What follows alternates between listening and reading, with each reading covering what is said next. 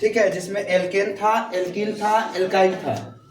अब आज हम लोग देखेंगे प्रक्रियात्मक समूह। प्रक्रियात्मक समूह कहने का अर्थ हुआ कि जब कोई भी कार्बनिक यौगिक में, जैसे मान लेते हैं कि मेरे पास एल्केन है या एल्कीन है या एल्काइन है,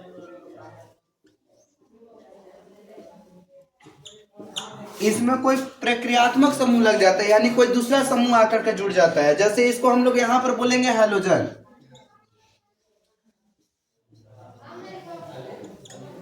हैलोजन को हम लोग, एक होता है उपसर्ग और एक होता है प्रत्यय, यानी किसी भी शब्द के आगे लग सकता है या किसी भी शब्द के पीछे लग सकता है। जब हैलोजन समूह किसी शब्द के आगे लगता है तो उसको हेलो बोलते हैं। जब आगे लगेगा तो क्या बोलेंगे उसको? हेलो। हेलो।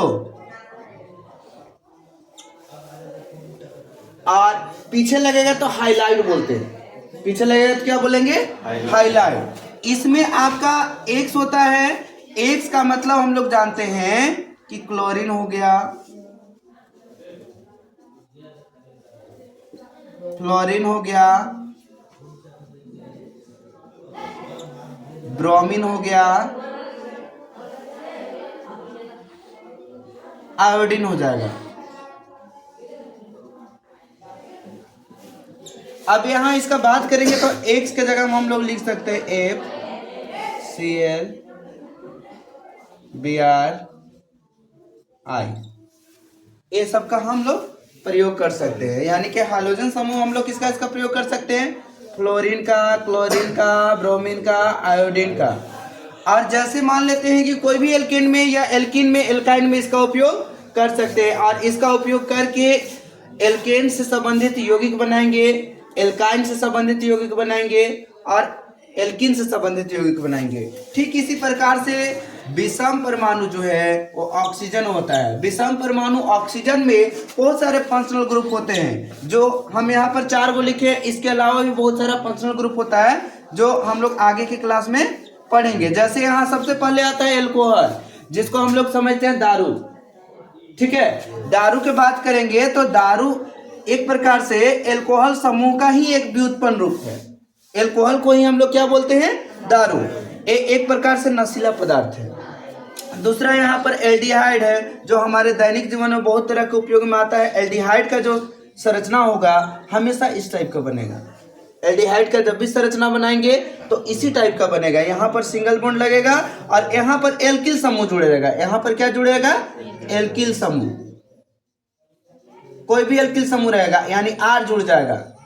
आर का मतलब होता है एल्कीन, यहाँ भी आर जुड़ेगा। अब इसी प्रकार से हम लोग देखेंगे कीटोन का बात करेंगे तो कीटोन में भी सेम कंडीशन है, यानी यहाँ पर ओ लगा रहेगा ऊपर, या नीचे भी रह सकता है, या तो ऊपर या तो नीचे, और साइड में रहेगा आर यानी एल्किल समूह।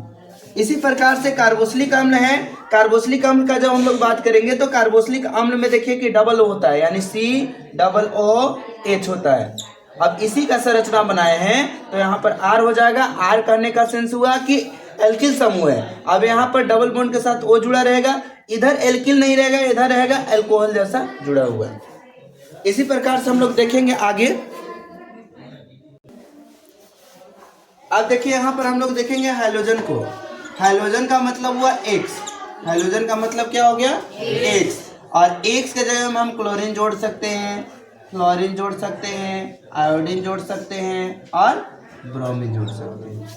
जैसे मान लेते हैं कि कोई एल्केन समूह का एक यौगिक लेंगे।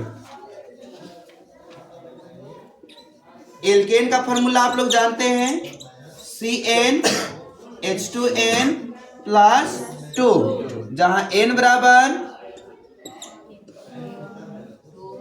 1 2 3 डॉट इंफिनिटी, यानी अनंत तक जाएगा। अब मान लेते हैं कि n का वैल्यू मान लेते हैं हम 2 बैठा देते हैं। n का वैल्यू क्या बैठा देंगे? 2 बैठा देंगे। अब यहाँ पर n का वैल्यू जब 2 बैठाएंगे तो बनेगा हमारा C2H2 गुने 2+2। अब 2 बैठाएंगे तो हमारा क्या प्राप्त होगा? एथ प्राप्त होगा। अब एथ में लगा हुआ है क्या? n। एल्केन ग्रुप है तो n लगा होगा, तो यहाँ पर प्राप्त होगा हमारा एथेन। जैसे यहाँ हो जाएगा 2 2 जा 4 प्लस 2, अब हो जाएगा 2 4 और 2 6। इसका जब नाम लिखेंगे तो क्या हो जाएगा?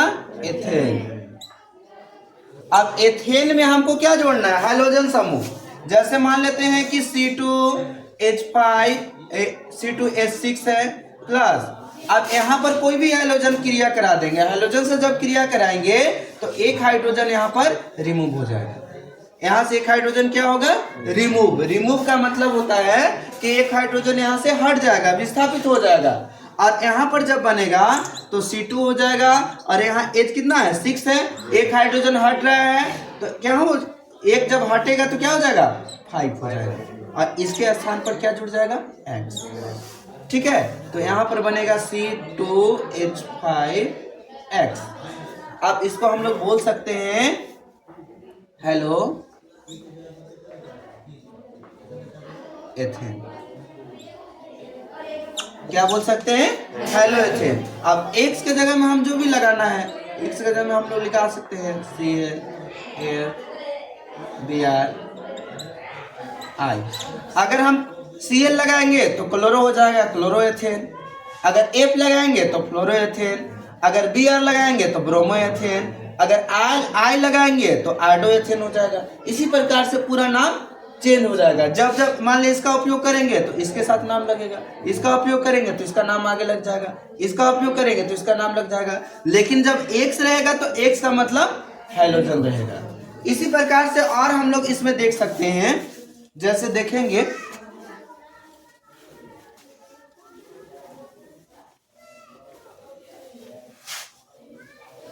मान लेते हैं C3H8, एक किसका सूत्र है?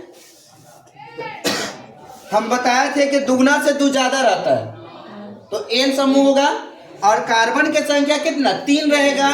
तो 3 वाले कार्बन के लिए हम लोग प्रोप का उच्चारण करते हैं। प्रोप में लगल है क्या चीज? N, यानी एल्केन समूह है तो क्या हो जाएगा? प्रोपेन। इसको याद करने की जरूरत नहीं है, इसको समझना है। ठीक है, अब यहाँ पर देखिए प्रोपेन का जब बात करेंगे तो प्रोपेन में देखेंगे कि C3H8 प्लस यहाँ पर हाइड्रोजन समूह। हाइड्रोजन समूह के मान लेते हैं हम क्लोरीन को ले लेते हैं। हाइड्रोजन समूह यानी X का जगह में हम बता रहे थे कि क्लोरीन यूज कर सकते हैं, क्लोरीन कर सकते हैं, ब्रोमीन कर सकते हैं, आयोडीन कर सकते हैं। तो यहाँ पर उच्चारण हम किसका करेंगे? क्लोरीन का। तो जब क्लोरीन का करेंगे तो यहाँ पर एक हाइड्रोजन क्या हो जाएगा? रिमूव हो जाएगा। यहाँ से एक हाइड्रोजन रिमूव होगा। जब भी हाइड्रोजन समूह के कोई भी एल्केन, एल्कीन, एल्काइन किसी के साथ जोड़ेंगे तो एक हाइड्रोजन क्या होता है? रिमूव होता है, यानी हट जाता है। जब एक हाइड्रोजन हटा देंगे तो बनेगा C3H7Cl। अब इसका नाम क्या हो जाएगा? तो यहाँ क्लोरीन लगा हुआ है तो नाम हो जाएगा क्लोरो प्रोपेन। क्या नाम हो जाएगा? क्लोरोप्रोपेन। इसी प्रकार से जो भी यौगिक हमको बनाना होगा, क्लोरोब्यूटेन, क्लोरोहेक्सेन, क्लोरोपेंटेन, क्लोरोऑक्टेन, हमको इसका फार्मूला रटने की जरूरी नहीं है। केवल हमको बस ये जानना है कि एल्किन समूह के कौन सा यौगिक है। जैसे मान लेते हैं कि और एग्जांपल हम लोग ले सकते हैं। सिंपल के मान लेते हैं, ले लिए C6H14। इसका नाम क्या हो जाएगा? नाम बताइए। 6 कार्बन है तो 6 कार्बन के लिए हम बताए थे, एक दिन काउंटिंग बताए थे कि कार्बन की संख्या 1 रहता है तो उसको मेथ बोलते हैं। कार्बन की संख्या 2 रहता है तो एथ बोलते हैं, और कार्बन की संख्या 3 रहता है तो प्रोप बोलते हैं। कार्बन की संख्या 4 रहता है तो ब्यूट, और कार्बन की संख्या 5 रहता है तो पेंट, और कार्बन की संख्या 6 रहता है तो हेक्स।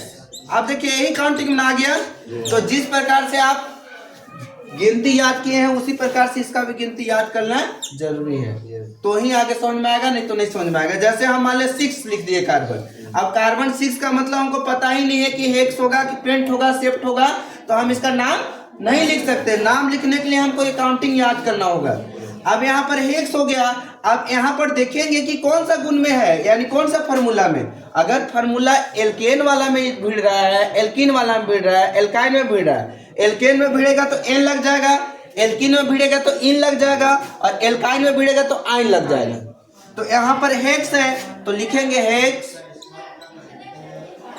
हम बताए थे कि दुगना से दो ज्यादा रहता है तो एन में लगेगा तो हो जाएगा चीज हेक्सेन।